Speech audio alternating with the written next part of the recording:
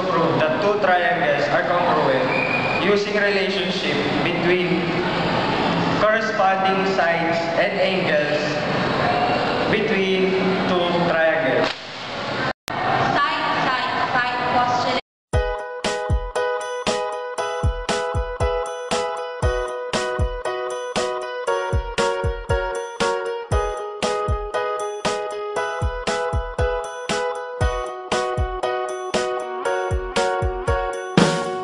Or SSS postulate. If one side of the triangle is congruent to the other side of another triangle, then the two triangles are congruent using SSS postulate. In these two triangles, we're going to show how SSS postulate will be congruent to the triangle DEF. If side AC is congruent to side DF, and side AB and side DE is also congruent, and side BC is also congruent to side DF, therefore, triangle ABC is congruent to triangle DEF using SSS postulate. Angle side angle or ASA postulate.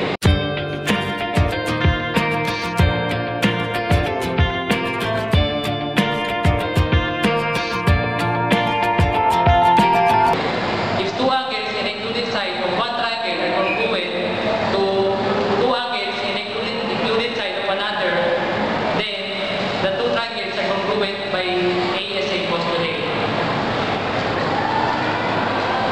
Angle A and angle B are congruent and angle C are congruent to angle F,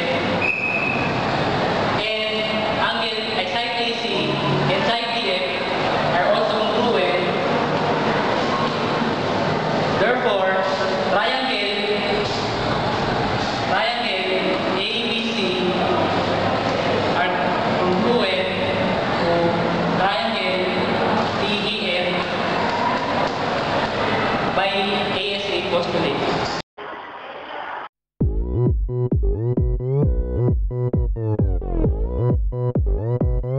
Oppan Gangnam Style.